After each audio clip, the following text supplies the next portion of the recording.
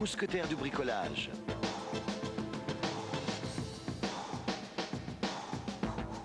Et France Télécom, partenaire technique du Tour de France.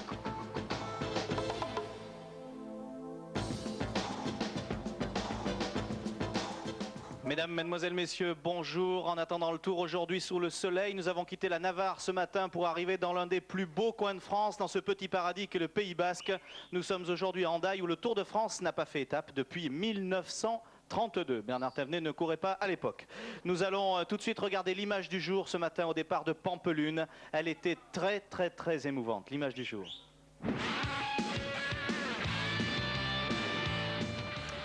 Ce sont les larmes du papa de Miguel Indurain, les yeux rivés sur ses deux fils qui sont sur le podium, et puis surtout l'accolade, vous allez le voir dans quelques instants, l'accolade pour Bjarne qui cette année a fait chuter son fils. Voilà, monsieur Indurain père qui félicite lui-même Bjarne. Je crois que c'est ça, le fair play, la sportivité, le bel échange qu'on peut avoir entre deux champions. Je pense que ça valait vraiment toutes les émotions du monde hier à l'arrivée lorsque Bjarne a remis son bouquet à Miguel Indurain dans cette arrivée à Pampelune où tout le public évidemment navarrais attendait son champion. Alain Dubin, on va passer à toute autre chose. Vous avez rencontré vous un inventeur de pédalier miracle et de moto miracle aussi? Écoutez, nous étions à Lourdes. Ah oui, bah alors, évidemment. Donc Jean-Guy Devier et Stéphane Martin m'avaient dit tu vas voir à Lourdes il y a des miracles. J'étais pas vraiment très sûr de mon coup. Je me suis dit attends c'est quoi cette histoire? Ils m'ont dit tu vas voir les motos et les vélos c'est un truc extraordinaire pour toi qui n'est pas sportif. Il faut que tu regardes. On va le regarder. Ah, parce que vous n'êtes pas sportif en plus. On est content de le savoir. On regarde le reportage d'Alain Dubin. C'est parti.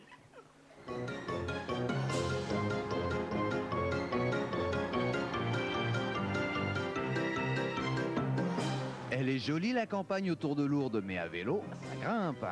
Alors deux possibilités, croire au miracle ou pédaler dur. Première solution pour éviter le calvaire, le pédalier à rendement optimisé. Est-ce vraiment le miracle?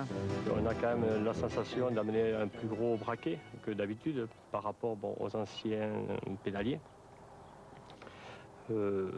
Reste peut-être une modification au niveau du cadre pour adapter à l'individu et non avec ce vélo que j'ai essayé aujourd'hui. Bien, petite explication technique, ça marche comment tout cela? C'est un pédalier dont les manivelles ont la particularité de s'allonger et de se rétrécir automatiquement et d'avoir un allongement maximal au moment où le cycliste produit son effort, lui également maximal. Si vous êtes totalement réfractaire au vélo, Eric a inventé pour vous la moto à deux roues motrices. Eh bien, c'est une moto à deux roues motrices qui permet donc d'entraîner l'avant de façon automatique, grâce à un dispositif qui est ici sur le côté gauche de la moto et qui relaie la puissance du moteur jusqu'à la roue avant. Qu'est-ce qui vous intéresserait? Qu'est-ce que vous aimeriez avoir pour pouvoir finir cette moto? Ben moi, ce que j'aimerais avoir, c'est un pilote motivé pour la remettre sur un certain nombre d'enduro ou de rallye africain éventuellement, et pourquoi pas un financement. L'appel est lancé en fait. Voilà. Bon, on récapitule. Pédalier à rendement optimisé. Moto à deux roues motrices. Eric, un petit truc personnel, si vous voulez vraiment faire courir les autres, essayez ça, c'est très efficace.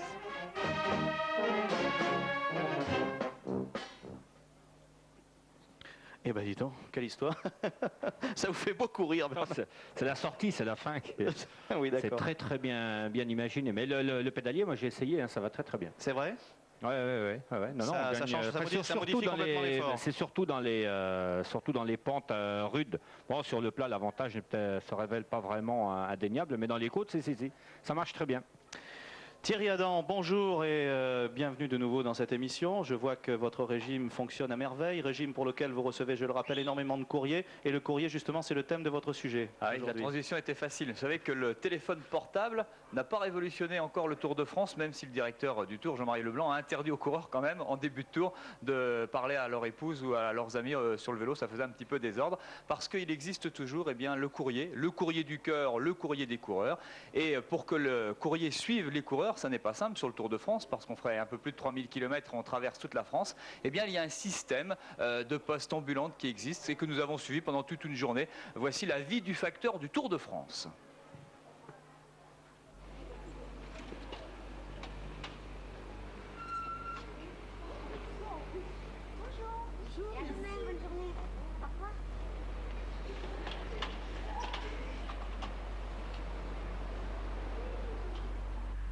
Madame la factrice, est-ce que vous avez du courrier pour les coureurs du Tour de France? Ah non monsieur, c'est un autre service qui s'occupe des coureurs. Le Tour de France, luxe suprême, a son propre service postal durant 3 semaines. Un véritable bureau de poste roulant, géré par un vrai facteur et un étudiant en vacances. Le plus gros du travail, le moins classique, c'est le courrier des coureurs. Attention aux yeux, le peloton reçoit en moyenne 600 à 700 lettres par jour. Voilà la caissette pour Virenque. Là. Et la caissette pour Indurain. Les équipes qui reçoivent le plus de courrier, c'est bien entendu Festina, avec Richard Virenque, qui est le chouchou des coureurs. Il y a également l'équipe Banesto, avec Miguel Indurain. L'équipe Once, l'équipe Gann, et puis ensuite c'est assez varié. Bien entendu, il y a quelques équipes comme Kelme, Panaria, Brescialat, qui reçoivent très peu de courriers, mais ils reçoivent quand même 1 ou 2 lettres par jour. Vers 19 h, une fois lancé le camion vers la prochaine ville arrivée, commence la face cachée, le balai des hôtels. Pour donner un exemple, sur l'année dernière, on a reçu 12 000 lettres, et aujourd'hui, on en est à peu près 6 ou 7 000. Le partage entre les coureurs et le reste, ça se fait comment? C'est 95% pour les coureurs et 5% pour les prestataires. À tout seigneur, tout honneur, l'un des plus sollicités est évidemment Miguel Indurain.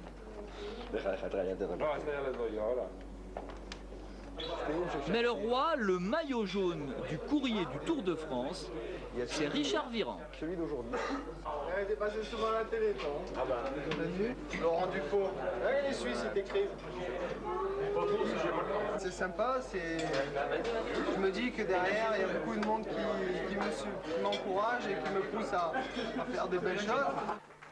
Tous les soirs, c'est le même marathon de l'hôtel du maillot jaune, cette fois souriant, jusqu'au moins connu. Il faut distribuer le courrier aux 22 équipes. Et même l'arrivée du téléphone portable n'a pas ralenti le rythme.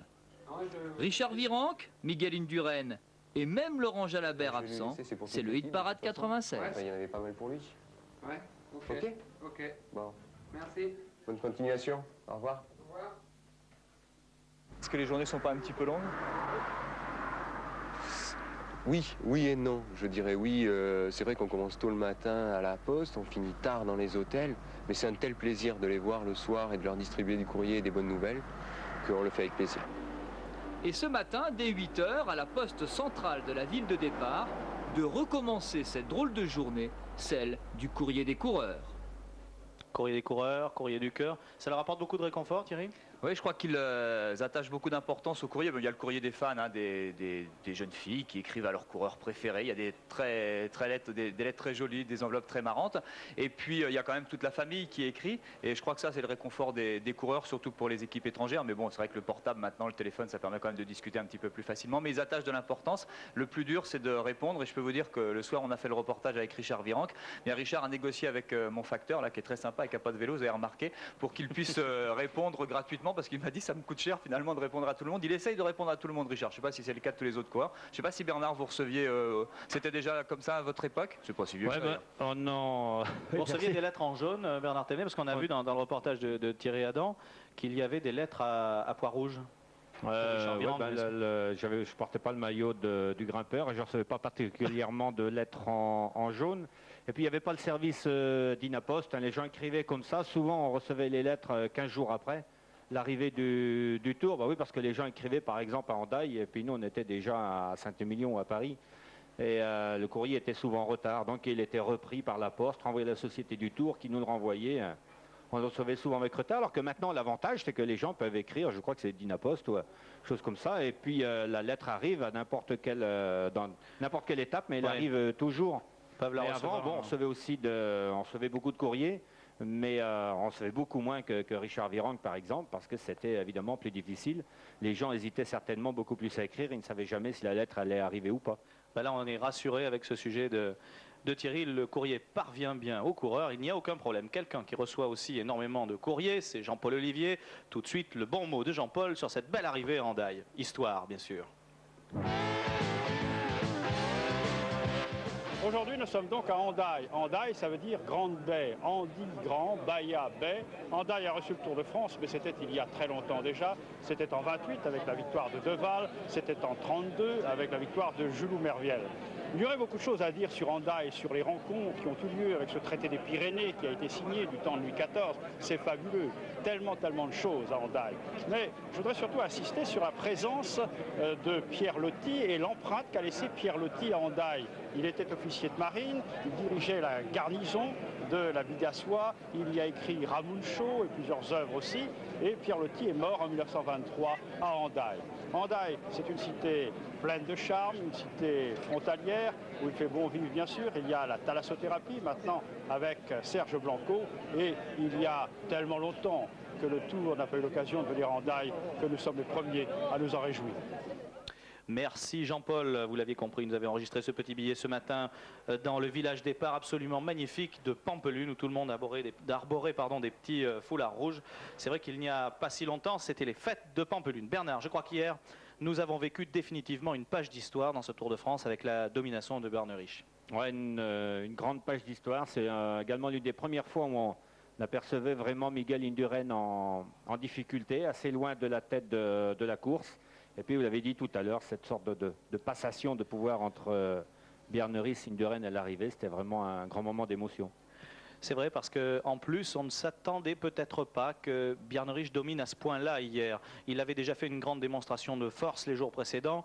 Hier, il a mené le train. Vous-même, vous pouviez vous attendre à une telle domination sur ce tour ? Non, on craignait un petit peu parce que Rhys était arrivé très très fatigué en haut de Hautacam avant-hier. Et on se demandait comment il allait récupérer. Eh bien, finalement, il a très bien récupéré. Et puis aussi, un autre sujet d'étonnement, c'est le jeune Ulrich, l'Allemand Jan Ulrich, qui a fait une course sensationnelle hier, parce qu'il a réussi à être dans les c'était combien? C'était 8 devant, hein, et réussir à rester devant malgré toute l'adversité, malgré tout le travail qu'il a effectué jusque-là. Ça, c'est fantastique. Oui, c'est vrai Bernard, merci beaucoup. 262 km hier aussi. Il faut dire que les organismes ont été durement éprouvés par une épreuve comme celle-ci. On a vu des coureurs tendus le matin, on a vu des gens qui comme Jean-Claude Colotti, ont abandonné. Évidemment, c'était une étape très difficile lorsqu'on n'est pas en forme. Certains coureurs nous ont dit à l'arrivée que, évidemment, dans un jour comme celui-ci, lorsqu'on n'a pas de bonnes jambes, il est inutile d'aller plus loin. Alors, si vous le voulez bien, nous allons revenir sur cette 17e étape d'hier, 262 km entre Argelès-Gazost et Pampelune. Voilà, ce résumé donc, dont vous avez une image fixe. C'est le passage de Neil Stephens, l'un des premiers attaquants du jour, avec derrière lui Pascal Hervé, lui aussi qui s'était manifesté en début d'étape.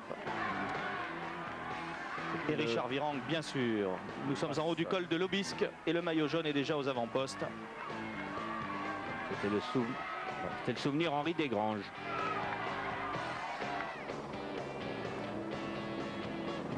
À travers ces magnifiques cols des Pyrénées, donc il y a eu le col du Soudet, le col de l'Aubisque et Luc Leblanc, lui aussi malgré une petite dysenterie, essaie d'accélérer un peu le train et d'ores et déjà eh bien, les meilleurs se sont portés à l'avant de la course avec un Richard Virenque qui conforte ici encore en haut de Marie-Blanc son maillot à poids de meilleur grimpeur.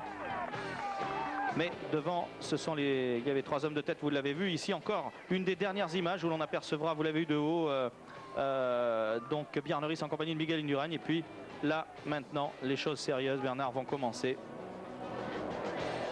C'est le col du Soudet, un col très difficile, où le peloton, tout moins ce qui restait du peloton, a littéralement explosé. Et c'est là où l'on retrouve 8 hommes en tête. Avec d'ores et déjà un garçon qui va éprouver quelques difficultés. On a vu des attaques ici avec Ougroumov. Un garçon qui est en difficulté loin derrière, c'est Berdzine dont on ne parle plus. Et puis l'équipe Mapei qui, elle, souffre beaucoup en compagnie ici de Miguel Indurain qui a bien du mal à rester dans la route de Jiménez et Dolano. En revanche, à l'avant, eh bien, le train commence à s'accélérer avec Ulrich, avec Escartine, avec Berneriche, bien sûr, Luc Leblanc. Neil Stephens, à ce moment de la course, en haut du col du Soudet, est toujours en tête.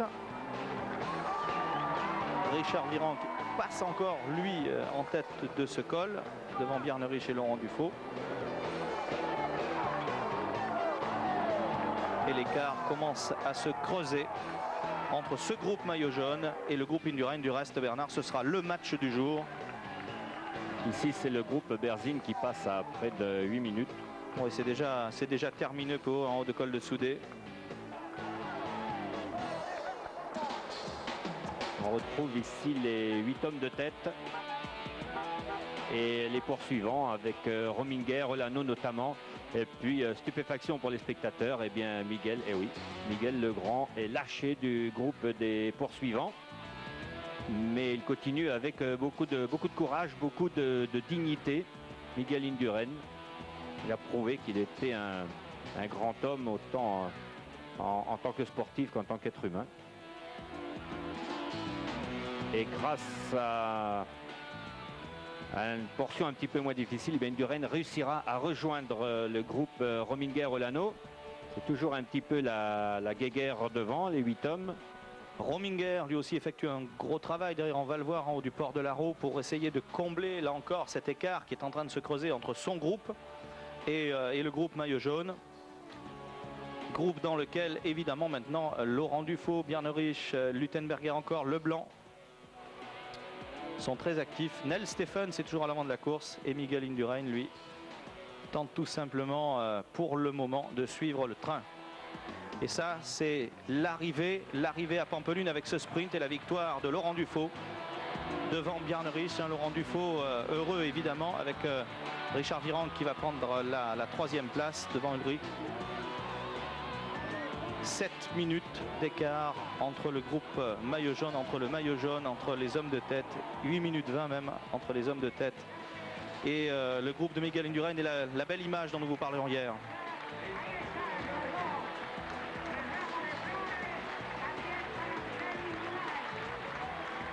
Le maillot jaune qui a déclaré d'ailleurs dans la presse qu'il aurait bien aimé que Miguel Indurain gagne chez lui à Pampelune. Mais c'est Laurent Dufaux qui a emporté la victoire devant Bjarne-Riche. Virenque, Ulrich, Leblanc 5e. Au classement général, et bien Richard Virenque, vous le voyez, monte sur la 3e marche du podium, Bernard. Ça, c'est la grande conclusion de la journée d'hier. Oui, la grande conclusion, c'est l'hégémonie de l'équipe Télécom, qui place 2 hommes en tête du classement général. Et puis, il y a la belle remontée de Richard Virenque qui est 3e et qui précède des garçons qui sont rapides contre la montre, comme Olano ou Rominger, mais qui sont maintenant à plus de 7 minutes. Donc Richard, sauf accident, a pratiquement conquis une place sur le podium à Paris. Ce qui n'était pas arrivé pour un Français depuis Fignon en 89, je crois. Donc on attendait ça depuis un bon moment. Bon, la grande question maintenant, ça va être de savoir si effectivement Bjarne-Riche, lui, peut remporter 5 Tours de France. Ça, c'est une grande interrogation. Un Danois dans l'histoire, je ne me souviens pas si un Danois avait remporté le Tour. Non, un Danois n'a jamais remporté le Tour. Et pour la petite histoire, Bjarne-Riche s'est âgé de 32 ans comme Miguel Indurain. Et je ne vois pas tellement Bjarne-Riche remporter un Tour de France à 36 ou 37 ans. Mais il faut dire que le Danois a fait d'énormes progrès ces dernières années. Il y a 2 ans, il avait terminé 5e. L'année dernière, 3e. Il suit une progression arithmétique. Et il nous a beaucoup surpris parce qu'au départ du Tour, il était parmi les outsiders, mais pas parmi vraiment les grands favoris. Il avait été accidenté un petit peu avant le Dauphiné, n'a pas pu se préparer comme il l'entendait. Il nous manque quelqu'un, évidemment, sur ce Tour de France. On est un peu, comme le disaient nos confrères de l'équipe hier, orphelin de Laurent Jalabert. Laurent qui doit regarder ce Tour avec beaucoup d'intérêt, j'imagine, et qui déclarait d'ailleurs qu'il n'était pas surpris, lui, de la performance du Danois Bjarne-Riche. Ça n'a rien d'étonnant, c'est sûr, ce qui est un petit peu... ce que nous regrettons presque cette année, car le personnage est devenu pathétique, est devenu tellement un peu plus humain, un peu moins machine, le déclin d'Indurain. Ouais, on savait que ça aurait été quelque chose d'exceptionnel, ce Tour de France d'affilée, mais moi, ce qui me surprenait le plus, c'est qu'on puisse trouver quelqu'un qui soit capable, pendant 6 années de suite, d'être vraiment au top niveau pendant le mois de juillet. Ça n'arrive à personne, ça doit toujours être bien à cette période-là. Et Indurain étant un être humain, il doit fonctionner comme les êtres humains. Et donc, il y a forcément un moment où on doit trouver une période où on n'est pas vraiment très bien. Et Miguel Indurain a passé un mauvais mois de juillet parce que j'avais trouvé au Dauphiné libéré, là, au début juin, qu'il était encore très bien. Il était très bien. Et puis, il y a eu Et j'ai l'impression que ça n'est pas tout à fait le même Indurain. Et que aussi par rapport à l'année dernière, l'équipe Banesto était quand même beaucoup moins forte.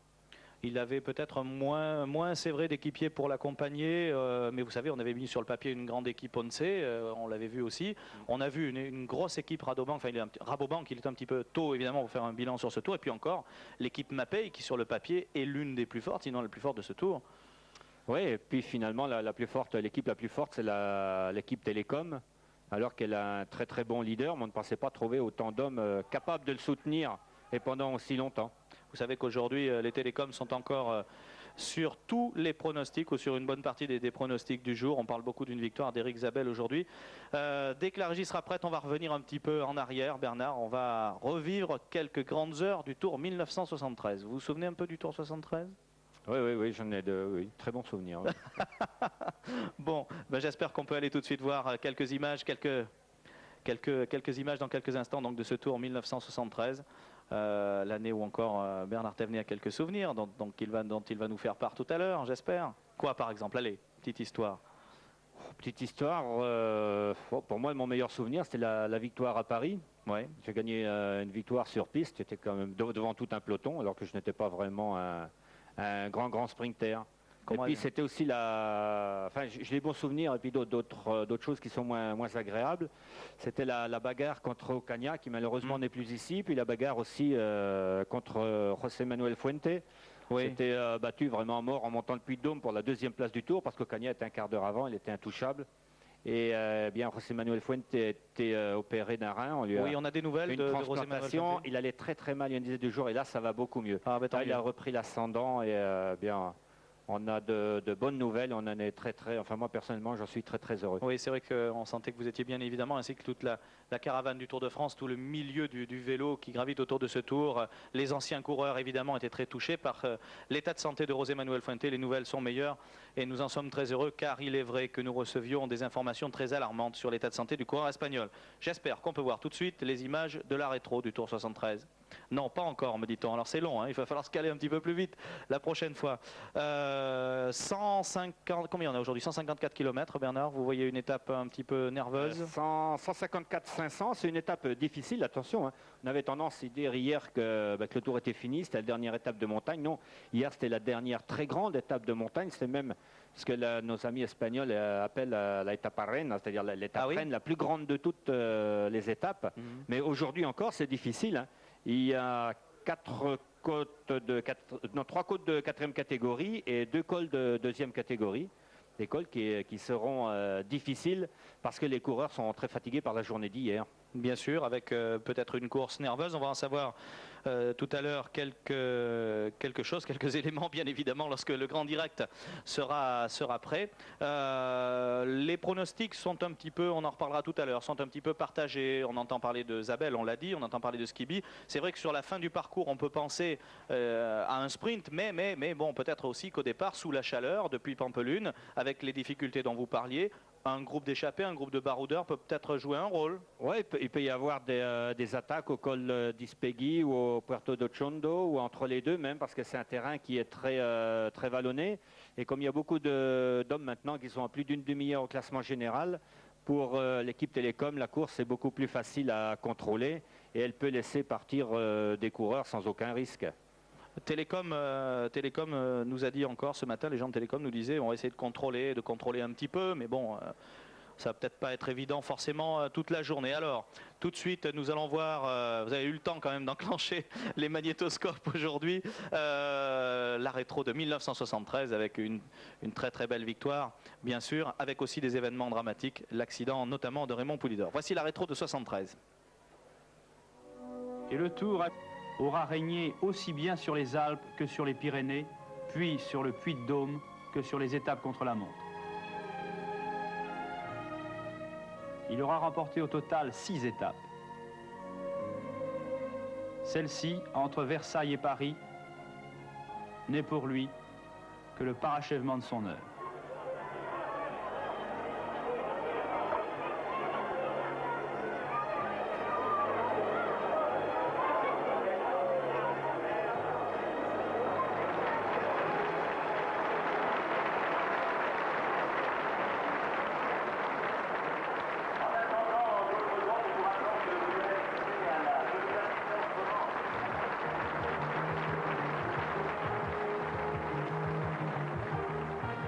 faut maintenant gagner la capitale.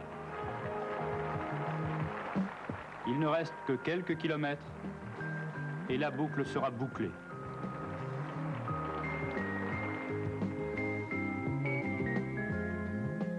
C'est une marche triomphale.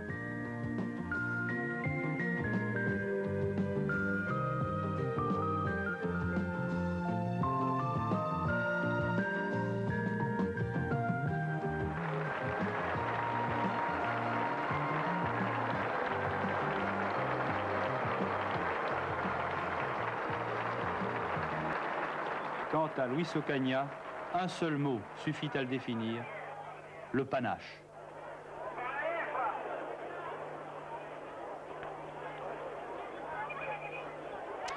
Le panache pour Luis Ocaña, bien entendu, auquel on pense beaucoup. Vous étiez très impressionné par le style de Bernard Thévenet, Thierry Adam. Oui, je disais à Bernard qu'il n'a pas changé. En plus, c'est vrai, il n'a presque pas changé, pas pris de poids. Vraiment sympa. J'aurais bien voulu voir C'est Bernard. le régime de Monsieur Wolf. J'aurais bien voulu voir Bernard Thévenet commenter l'arrivée de Bernard Thévenet parce que avant le dernier tour de Vélodrome, vous avez quoi, Bernard, 2 mètres, 3 mètres, et là vous avez mis un. Oui, enfin, on était échappé avec Raymond Riot, et on a été rejoint à l'entrée du Vélodrome. Et comme les Peugeot, et on a vu Jean-Pierre Danguillaume notamment, mais il y avait aussi il y avait Jacques Esclassan, et, il y avait d'autres coureurs aussi, il y avait Rouxel, je crois, il y avait Delille, enfin Régis Sauvion, il était aussi dans ce tour. Quand on est arrivé sur la piste, après, ils ont monté les autres coureurs, ils leur ont fait faire un peu plus de chemin. Et puis moi, je suis resté bien en bas, j'ai terminé en poursuiteur. Et dans la ligne opposée, j'en ai gardé un petit peu pour finir beaucoup plus vite.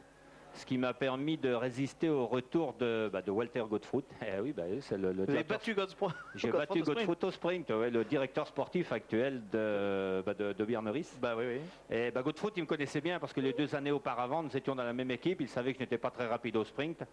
Et lui, il avait calculé son effort pour venir me passer juste sur la ligne, mais comme j'ai accéléré dans la dernière ligne droite, ça a faussé ses calculs. Alors du coup, j'ai remporté l'étape comme ça. Ben nous, en tout cas, ça nous a fait bien plaisir de vous rendre une fois de plus hommage au travers de ces rétros. On va avancer, on va vous oublier un petit peu. Je n'en voudrais pas pour l'année prochaine parce qu'on l'espère, on passera dans les années 80 pour toutes ces rétros. Mais c'était un vrai plaisir, Bernard, de vous voir avec le maillot de champion de France en plus. Ça, c'était pas rien. Hein. Ça, c'était pas rien. On ne pouvait pas évidemment faire cette émission aujourd'hui sans reparler du grand champion, on l'a dit, qu'est Miguel Indurain, et lui rendre un hommage. Jean-Louis Calmejane l'a suivi. Miguel Indurain n'a pas réussi à remporter son 6e tour cette année. La Navarre et son village en particulier a toujours du cœur pour son héros.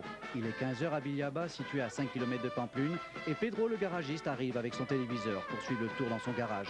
Pedro, c'est le voisin d'Indurain. Miguel, son ami, il est heureux de le voir passer devant chez lui, même s'il n'a pas le maillot jaune. Il ne peut pas toujours être au top. C'est un homme. C'est pas parce qu'on l'a traité d'extraterrestre, c'est aussi un homme comme les autres. À quelques mètres du garage de Pedro, les Indurain sont au balcon de leur maison. Toute la famille est présente. Mais Marissa, la femme de Miguel, avec dans les bras Miguelito, a tenu à être au bord de la route. Le papa, lui, est tellement ému qu'il refuse, comme toute la famille d'ailleurs, de répondre à une interview. Ce sont des gens qui sont très réservés, ils sont de la terre, ils sont comme ça, il faut les comprendre, et puis ils sont très heureux aussi, ne vous inquiétez surtout pas. Heureux également tout le village, présent ou presque, pour accueillir son héros. La tête de la course s'annonce. Et déception, Miguel n'est pas dans l'échappée. Il faut patienter plus de 8 minutes. Et 8 minutes, c'est long dans ces moments précis, pour apercevoir le groupe des poursuivants. Et là, rassurée, Marissa a très furtivement reconnu Miguel. Elle est tout à son bonheur. La course est passée, l'orchestre a laissé tomber les cuivres. Maintenant, ils peuvent chanter et ils ne s'en privent pas. Quant à Miguel, lui, il en a profité, le temps d'un bisou.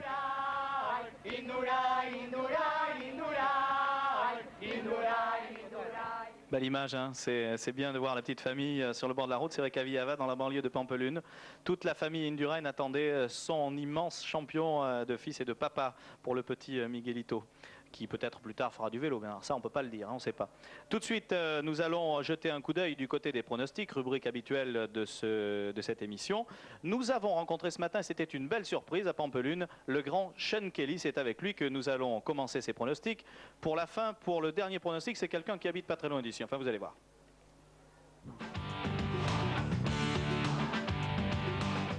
Il va être échappé. Je crois l'équipe de leader de Ries, il va contrôler, il va laisser un groupe partir. Après, il va rouler tempo derrière, mais qui va gagner, j'ai aucune idée. Un petit nom quand même, comme ça, allez. Oh, Skibi. Pour aujourd'hui, le nom du vainqueur en Daï, c'est Zabel. En plus, parce que l'équipe Télécom marche énormément et Isabelle va gagner la troisième fois. Alors. Le final, il n'est pas si facile que ça. Donc ça va être encore une étape, à mon avis, difficile. En plus, avec la chaleur, Indurain connaît bien ce parcours, donc sait-on jamais, pourquoi pas Indurain. En plus, il est basque, alors. Lequel d'Indurain? Ah, allez savoir. Allez, je vais mettre Miguel. Mais peut-être que Prudencio sera pas mal non plus. Mais je crois qu'il y a un coureur qui est très fort. Il a déjà gagné une étape, mais je le vois toujours très fort. C'est Luc Leblanc. Et peut-être qu'il doit attaquer de loin, mais j'ai beaucoup de confiance en lui dans ce tour s'il ne fait pas la guerre avec Richard Virenque. Une arrivée au sprint en Daï. Oui, avec peut-être un groupe d'une vingtaine de coureurs. Et bon, mais pourquoi pas le maillot vert? Eric Zabel, pourquoi pas? Mais à mon sens, je crois qu'il va y avoir une arrivée au sprint, les jeux étant faits. Il n'y a pas de grosses difficultés. Il y a des cols de deuxième catégorie, quatrième catégorie, mais bon, disons que le Tour de France est joué et théoriquement, on va avoir une arrivée au sprint. Qui au sprint? Ben, écoutez, je serai un peu cocardier. Je ne vais pas citer de nom, mais je reviens sur un Français gagnant d'ailleurs. Ouais, mais alors ça nous en dit pas plus. Il se mouille pas beaucoup, Serge. Comment vous voyez les choses, vous, Bernard, aujourd'hui? On a parlé un petit peu tout à l'heure. On a annoncé Isabelle, on a les pronostics d'André Darrigade, on a beaucoup de possibilités. Oui, il y a beaucoup de possibilités. Un vainqueur français au sprint, je sais pas, on va surtout songer à Moncassin. Oui, qui a fourni de gros efforts hier. Ça sera difficile face à Eric Zabel, mais je ne sais pas. Moi, je verrais bien petit groupe parce que je ne pense pas. Les équipes de sprinters ne sont plus très nombreuses ici et il y a des possibilités, il y a des ouvertures aujourd'hui. Alors un petit groupe. C'est vrai que Pelio Ruiz Cabestany a cité Leblanc, ce serait bien Leblanc, mais maintenant qu'il s'est rapproché au classement général et il ne va pas avoir une bien grande liberté de manœuvre, il faut chercher quelqu'un qui est un peu plus loin dans le classement. Et pour chercher quelqu'un qui est plus loin dans le classement, je vous en donne des gens qui sont dans le classement. Bartoli, tiens. Bartoli, Michele Bartoli, celui-là. Ouais. Il n'en a pas encore gagné une, il est très fort, il essaye depuis longtemps. Alors, tiens, vous savez pas ce qu'on va faire? On va demander à Thierry Adam, lui qui découvre le Tour de France, parce que quand même, Thierry nous a longtemps parlé de la lanterne rouge du Tour de France, il nous a parlé des petits jeunes du Tour de France avec Franck Bouillet, que nous saluons au passage. Vous découvrez ce Tour, donc vous êtes en mesure, d'ores et déjà quand même depuis 2 semaines, vous les avez vus tous les jours, les coureurs, vous les avez beaucoup suivis. Quel serait votre pronostic à vous aujourd'hui? Tiens, Thierry. Ouais, un sprinter, c'est pas une mauvaise idée parce que ça se présente bien, mais il y a un garçon qui va bien, c'est Sorensen, qui est pas mal dans les derniers coups sur 3-4 km et qui était bien encore hier, qui fait un bon Tour de France. Et il y a un garçon qui va bien aussi, qui est Prudencio Indurain, qui pourrait bien être. Je pose la question à Bernard, est-ce que ça pourrait être le remplaçant de Miguel? Est-ce qu'il a les mêmes qualités? On dit qu'il a les mêmes qualités physiques. Est-ce qu'il aura le même talent?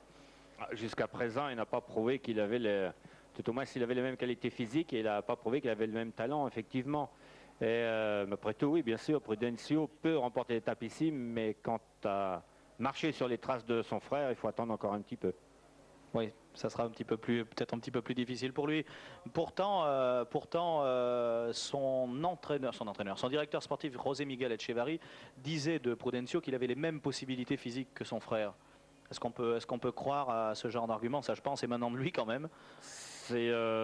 Si c'est Miguel Echevarri qui le dit, on peut croire, parce que Echevarri ne lance pas des paroles en l'air, surtout en comparaison de Miguel Indurain. Mais jusqu'à présent, Prudencio, s'il a beaucoup progressé en 3 ans, et il n'a pas montré qu'il était capable, qu'il avait l'étoffe de remporter un jour le Tour de France. Ça, il n'a pas encore montré. Voilà, donc écoutez, on est en train de, pour ne rien vous cacher, d'attendre quelques images, mais c'est pas grave, on en profite pour vous entretenir un petit peu des diverses opinions qu'il y avait ce matin au départ Pampelune. C'est vrai, beaucoup d'émotions, on en a parlé tout à l'heure, beaucoup d'envie, peut-être de revanche aussi de Miguel Indurain aujourd'hui. Pourquoi pas après tout? Pourquoi pas un coup d'éclat? À propos de ce qu'a dit Charlie Mottet justement, c'est peut-être pas un pronostic aussi innocent que celui-là, parce que à n'en pas douter, Miguel Indurain aura l'intention, à la fin de ce tour, de marquer au moins ce Tour de France 96 de son saut et pas seulement de celui de la défaillance. Alors on peut l'attendre peut-être aujourd'hui, on peut l'attendre aussi dans le contre-la-montre. Il y a bien évidemment les coureurs, vous vous en doutez, qui brillent, ceux qui sont les meilleurs à l'avant de ce peloton, ceux dont on parle, les stars, ceux qui sont en train de devenir d'immenses champions. Et puis il y a aussi les autres, ceux qui sont à l'arrière. Et ceux qui sont à l'arrière, vous le savez, ils montent assez souvent quand ils sont en difficulté dans la voiture balai. Anne Gouraud a suivi la voiture balai pour nous. Allez, c'est fini pour vous, hein. Vous êtes bon pour monter dans la voiture balai. On y va. Cette phrase, ce camion, tous en ont cauchemardé, beaucoup l'ont subi au cours de leur vie et quelques-uns n'ont pu y échapper aujourd'hui. Vous allez dans quelques instants voir passer la voiture balai, c'est-à-dire qu'il n'y a plus de coureurs. Merci d'avoir applaudi et encouragé tous les coureurs. C'est quand même la plus grande épreuve au monde et lorsque le coureur abandonne, c'est qu'il est vidé de ses forces. Hein. On ne triche pas dans le Tour de France. Non, dans l'ambulance. La voiture balai annonce l'abandon du dossard 96.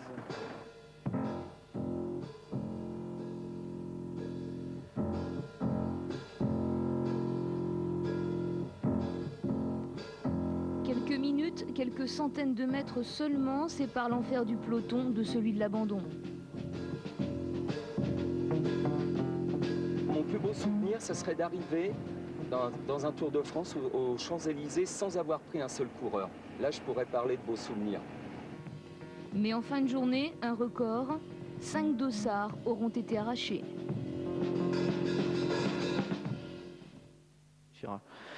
Magnifique, magnifique, magnifique. Vous êtes monté dans la voiture balai, Bernard? Je m'en souviens pas, moi. Non, parce que... Ah, donc j'avais raison. Vous n'êtes jamais monté dans la voiture balai. J'ai déjà fini le tour dans l'ambulance. Hein. Oui, c'est vrai, hélas. Mais bon, c'est moins... Le balai, c'est vrai que c'est quelque chose qui est terrible. Et ce qui est terrible, c'est de faire toute l'étape devant le balai. Je n'ai pas souvenir d'avoir fait toute une étape devant le balai, mais je sais que c'est arrivé. Les coureurs racontent ça, c'est quelque chose d'affreux parce qu'on a l'impression que cette machine-là qui n'attend qu'une proie, hein, en fait, qu'une défaillance encore un peu plus importante pour vous happer. Il faut essayer d'échapper à ça. Vraiment, c'est angoissant. C'est angoissant, c'est stressant. On n'a pas beaucoup de motivation, si ce n'est d'échapper au commissaire qui attend pour vous enlever le dossard. Là. Ouais, c'est le moment le plus terrible. C'est vraiment une mauvaise journée. Thierry Adam. Il y a une question qui m'est souvent posée sur la ligne d'arrivée, parce que moi je traîne toujours derrière tout le monde, parce que j'attends les retardataires et la voiture balai pour le Vélo Club avec vous, Thierry, avec Gérard. Ce sera tout à l'heure avec Gérard. La question c'est de savoir, qui m'est souvent posée, vous allez l'expliquer Bernard mieux que moi, c'est comment on élimine les gens sur chaque étape. Alors, ils sont éliminés en fonction du retard qu'ils ont en pourcentage du temps mis par le vainqueur. On va prendre un calcul simple. Mettons, le vainqueur a mis 1 heure, c'est-à-dire 60 minutes. Il y a beaucoup de barèmes différents. Il y a au moins 6 cotations différentes. Et dans chaque cotation, le pourcentage est différent selon la moyenne. Dans une étape plate, le pourcentage pour une vitesse, je ne sais pas, je n'ai pas le pourcentage exact en tête, mais enfin, mettons, si le vainqueur roule à 35 de moyenne, le délai d'élimination sera de 5% du temps mis par le vainqueur. S'il roule à 40, il sera de 7 ou 8%. S'il roule à 45, il sera encore beaucoup plus haut, de 10%. Ça fait que plus on roule vite, plus le délai est long, ce qui est normal, puisque la vitesse moyenne du dernier devrait être de toute façon beaucoup plus rapide. Et à partir de ce temps-là, le chronométreur prend en compte les temps des coureurs arrivants. Le chronométreur reste à son poste jusqu'au dernier coureur. Absolument, il prend tous les temps des coureurs. Et ce sont les commissaires qui se réunissent pour savoir s'ils appliquent le barème qui était prévu ou alors s'il y a des conditions de course vraiment exceptionnelles, si on peut rallonger les délais. Alors avant 71, il y avait le temps était net, le délai d'élimination était, je ne sais pas, de 7, 8 ou 10%, mais c'était un délai net. Et puis il y a eu la fameuse étape Orsières-Merlette-Marseille en 71, étape où Merckx avait attaqué. Nous sommes arrivés à Marseille avec, je crois, 2 heures d'avance, il n'y avait presque personne. Hein. On a surpris tout le monde. Et il y a des coureurs qui avaient fait l'étape, je crois, à 45 de moyenne et qui étaient éliminés. Alors ce jour-là, les organisateurs ont dit non, ça n'est pas possible. Ils ont été rachetés, hein, Thierry. Mais ils avaient fait l'étape. L'étape avait été effectuée à 48 de moyenne, quelque chose comme ça. Et les délais devaient être de 6-7%, ce qui fait que les derniers avaient fait l'étape à 45 de moyenne. On partait d'Orsières, donc on partait en montagne, on partait en descente. Donc, mais la moyenne avait de toute façon, la course avait été très très rapide toute la journée. Et de ce jour, les organisateurs ont pris justement des délais qui sont modulés en fonction de la vitesse du vainqueur. Parce qu'ils avaient bien compris qu'il n'est pas normal d'éliminer des coureurs qui ont fait une étape à 45 de moyenne. C'est vrai que c'est une obsession pour le coureur qui regarde ses fiches, qui consulte son temps, qui calcule même en fonction de la vitesse de l'étape la durée du temps d'élimination. Et bien souvent, c'est vrai, ça pose d'énormes problèmes parce qu'on se rend compte, lorsqu'on est en course, qu'on n'arrivera pas à entrer dans les délais. Moi, je me souviens de Jean-Claude Colotti, d'une arrivée de Jean-Claude Colotti où il comptait, où il décomptait dans le dernier kilomètre. Vous vous en souvenez, c'était, je crois, vers la Plagne, Bernard, si mes souvenirs sont bons. C'était en montagne en tout cas. C'était peut-être en Andorre, non? Ou en Andorre. C'était à plat de je ne sais comment, plat de Bérette, non? C'est peut-être bien, mais en tout cas, l'image qui me reste à l'esprit, l'image dont nous nous souvenons tous, c'est Daniel Manjas qui est le speaker officiel du Tour de France. Daniel Manjas qui égrenait les secondes et Jean-Claude Colotti pédalait en fonction de la voix et des encouragements de Daniel Manjas qu'il pouvait entendre à 2 km de l'arrivée. Et ce jour-là, Jean-Claude Colotti avait sauvé sa place pour 9 secondes. On va parler maintenant d'un autre grand champion, d'un très grand champion italien que tout le monde a admiré, c'est Felice Gimondi. C'est notre deuxième page d'histoire dans cette émission. Felice Gimondi. Felice Gimondi restera l'un des plus beaux champions de sa génération. C'était aussi un garçon d'une extrême courtoisie. C'était aussi le préféré d'Eddy Merckx. Et pourtant, les deux hommes se sont employés dans des joutes particulièrement insolentes, très difficiles.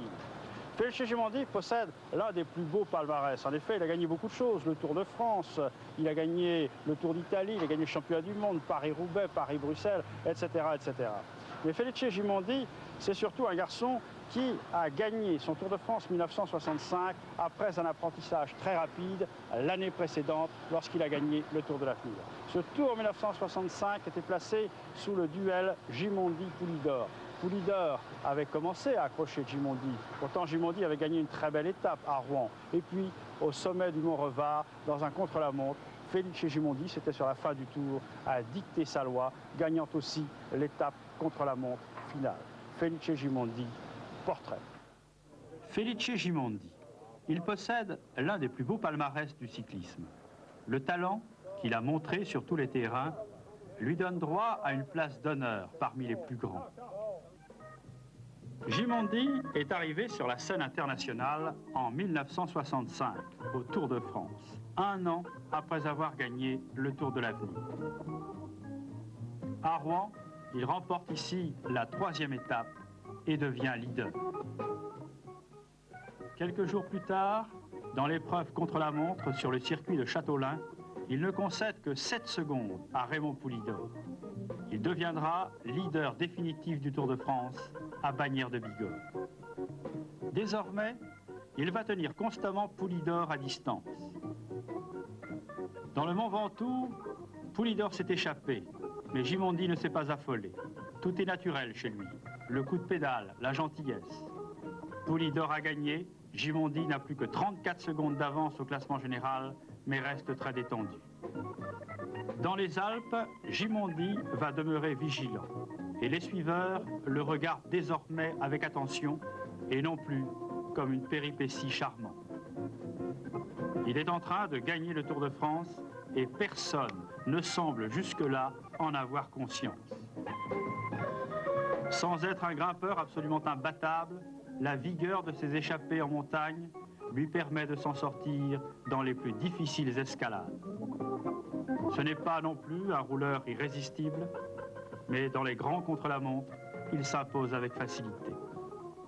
Le Mont-Revard se charge d'éclairer le cas Gimondi. Sur les points par lui choisis à l'avance, il gradue ses efforts avec une lucidité de vieux routier et sur les derniers kilomètres, termine par un véritable sprint. Poulidor est battu, presque écrasé par ce coureur de 22 ans. Mais quel coureur! Il a résisté à toutes les attaques, à tous les accros. À son palmarès, il inscrira le championnat du monde, le championnat d'Italie et les classiques, Tour de Lombardie, Milan-San Remo. Tout comme Paris-Roubaix, qu'il enlève ici 1 an après sa victoire au Tour de France. Dans les courses en ligne aussi, il s'affirme comme un véritable champion. Il donne à ses courses une grandeur authentique et très pure. Felice Gimondi aura eu une carrière faite de succès et de satisfaction, même si son immense générosité n'a pas toujours été payée de retour. Il n'était ni un grimpeur imbattable, ni un rouleur irrésistible, nous l'avons dit, ni même un sprinter extraordinaire. Il était tout à la fois et a gagné dans les occasions exceptionnelles. Dans chaque compétition, il a fait la preuve de sa sagesse. Avec le maillot de champion d'Italie et le maillot italien évidemment sur le dos. Vous nous rappeliez, Bernard, que c'était le dernier vainqueur italien du Tour de France. Eh bien oui, on parle beaucoup du cyclisme italien, de la richesse du cyclisme italien, mais Gimondi est le dernier italien vainqueur du Tour de France il y a 31 ans. Déjà Déjà, oui. Oui, c'était le temps où on commençait à s'intéresser au cyclisme, mais il y a eu des tentatives depuis. Il y a Moser qui est venu. Quels sont les Italiens? Il y a eu Visentini, je crois. Enfin, il y a quelques-uns qui ont...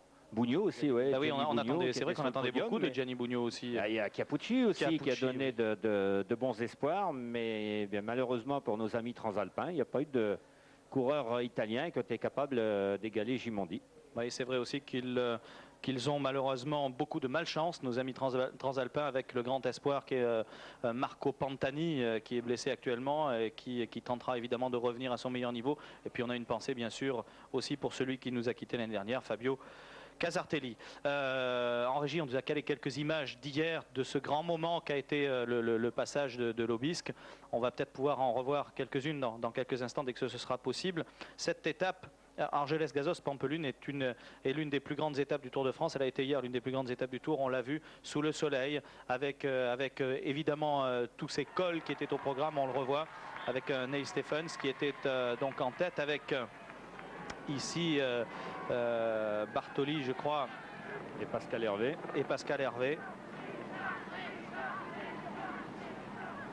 Alors notez que Stephens n'a pas fait le sprint pour rien, puisqu'hier elle avait le souvenir Henri Desgranges au sommet du col de l'Aubisque. Alors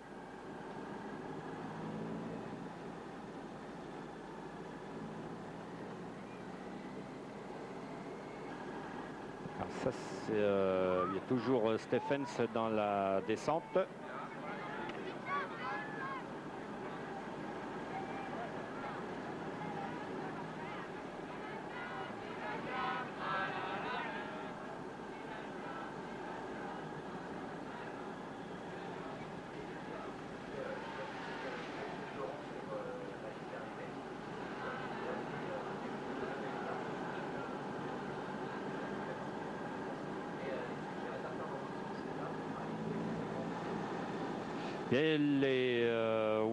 Quoique là, fort heureusement, les circonstances ont fait que l'on a eu une étape grandiose. Il est vrai que c'était de la part des organisateurs, c'était un risque parce qu'il y aurait pu y avoir regroupement par la suite.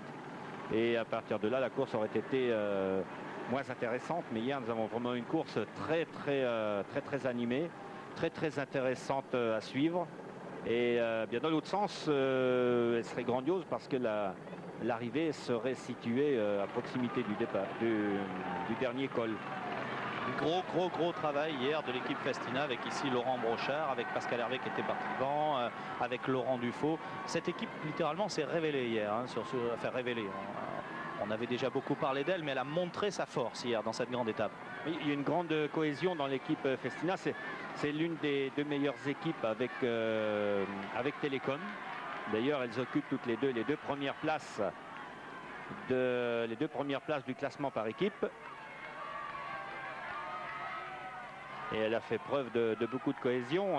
C'est normal parce que c'est une équipe qui est composée de très bons coureurs, mais en même temps, elle a des challenges à défendre, notamment le maillot du meilleur grimpeur de Richard Virenque. Hier, c'était pour une éventuelle place de troisième, une éventuelle place sur le podium à Paris qu'il a pratiquement conquise hier. Et la victoire d'étape aussi avec Dufaux pour l'instant. Tout sourit à l'équipe Festina, même Pascal Hervé qui se disait diminué et qui a pourtant fait une excellente étape hier. Ouais. Oui, Gianluca Bortolami qui a signé un contrat en faveur de l'équipe Festina l'année prochaine pour renforcer encore cette magnifique équipe. On l'a vu avec hier encore un gros travail au cours de l'étape, bien entendu, et bien sûr la victoire de Laurent Dufaux. Nous ne pouvions pas passer dans cette belle région du Pays Basque, ce petit paradis sur terre, ce coin de France où l'on a la mer, la montagne, la bonne humeur, le soleil. Vous habitez pas par là, non? Pas du tout. Non, mais c'est vrai, c'est un magnifique endroit pour les vacances. Du reste, je crois que vous êtes très nombreux à avoir rejoint ce coin de la côte atlantique. On ne pouvait pas passer donc ici sans rendre hommage à André Darrigade, l'homme du Pays Basque, l'homme de Biarritz. André Darrigade, portrait.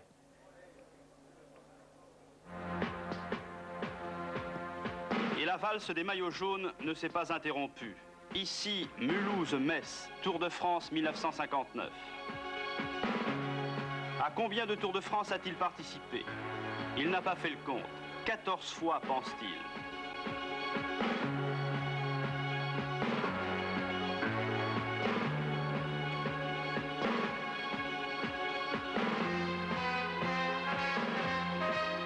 Ercole Baldini ne peut en dire autant. Chaque année, dans le Tour de France, il réservait aux sportifs une série de baroudes, tous aussi étincelants les uns que les autres. Mais ils se terminaient tous avec l'apparition de la montagne. Et pourtant, un jour, vous l'avez peut-être oublié, c'était en 1959, il remportait une étape de col.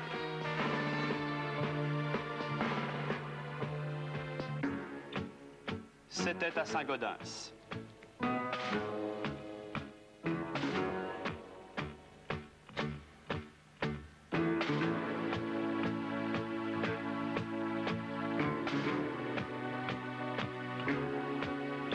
En 1961, à Versailles, il remporte encore la première demi-étape. Derrière lui, on se bouscule pour les places d'honneur. Et ce n'est pas sans péril.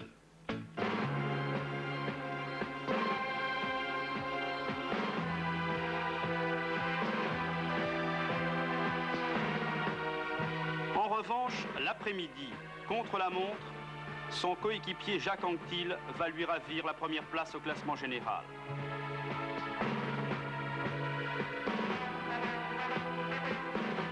Le Normand a lancé un défi, il veut être maillot jaune du premier au dernier jour. Il y parviendra. Quant à Darrigade, il gagnera au total 22 étapes dans le Tour de France.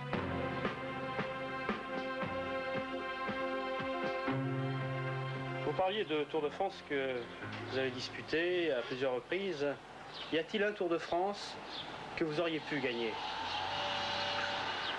Peut-être celui de 1956 que Valkoviak a gagné. À cette époque-là, cette année-là, je marchais très très fort. Et effectivement, j'ai perdu le maillot à Angers avec 22 minutes de retard. J'ai fait le maximum pour le reprendre, j'ai repris à Pau. Je l'ai perdu après à Luchon, après une crevaison. Et ma foi, si cette année-là, on avait peut-être cru un petit peu plus dans mes chances, j'aurais peut-être pu ramener le maillot jaune à Paris, oui.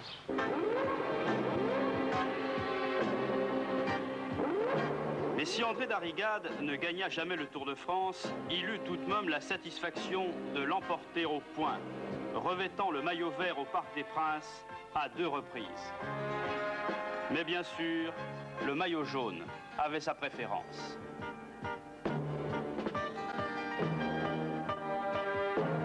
Le maillot jaune, c'était vraiment quelque chose. Je l'ai porté, je ne me rappelle plus exactement si je l'ai eu 23 fois, je crois. Je ne me rappelle plus, mais enfin, c'était vraiment quelque chose. Le Tour de France, c'était aussi pour vous une belle aventure? Oui, une très belle aventure. J'ai couru 14 Tours de France consécutifs et vraiment chaque fois c'était autre chose. Pour moi c'est la plus belle course du monde.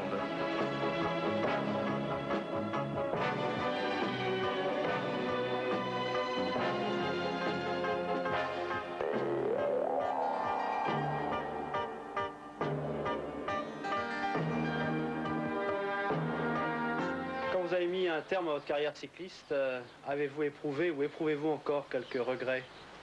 Non, maintenant ça fait quand même 15 ans que j'ai arrêté. Je n'ai plus de regrets, mais j'ai éprouvé effectivement pendant plusieurs années des regrets, oui. Tant que j'ai eu des copains avec qui j'avais couru pendant pas mal de temps qui étaient encore en course, oui. Et je dois dire que j'ai arrêté la compétition en 1966. Et j'ai couru mon dernier Tour de France en 1966. Et dès que j'ai senti que je ne pouvais plus gagner d'étape dans le Tour, pour moi j'ai senti que c'était fini. Un accent qui vient du fond des Landes, un rire qui vient du fond du cœur, a dit Jean Bobet. Darrigade, lui, pourrait simplement ajouter, comme son illustre compatriote Montesquieu, « Je suis amoureux de l'amitié ». Je suis amoureux de l'amitié. Ça, c'est bien une formule qui colle au Pays Basque. On en profite en plus pour saluer celui qui nous a piloté dans l'hélico du Tour de France depuis 2 jours, Patrick Baudry, le spationaute, qui nous a rejoint et qui nous quittera pour rejoindre Toulouse dans quelques instants. C'est la 18e étape du Tour de France entre Pampelune et Hendaye dans quelques minutes, 154 km 500. Vous retrouverez Patrick Chêne, Bernard Thévenet, Jean-René Godard et Jean-Paul Olivier sur les motos, Forissier, Lénoré à la réalisation, les hélicos, les motos pour les images, toutes les équipes de France Télévisions, de la SFP. Je voudrais remercier quant à moi tous ceux qui nous ont aidés à préparer cette émission d'En attendant le tour. Ted Taricone et toute sa bande, Fred Vido, Vincent Vedel et compagnie, merci à tous. On se retrouve dans 2 jours du côté de Castillon pour le contre-la-montre. Et on vous quitte évidemment sur ces très belles images qui nous donnent envie à nous aussi de partir en vacances. Ce sera pour un tout petit peu plus tard, après le tour bien entendu, et surtout après les Jeux Olympiques. Merci de nous avoir suivis. Rendez-vous samedi pour une autre émission d'En attendant le tour. Au revoir.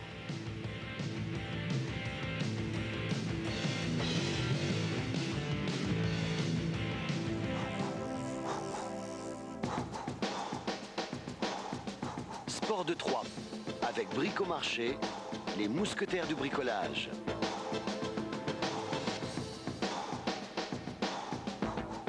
Et France Télécom, partenaire technique du Tour de France.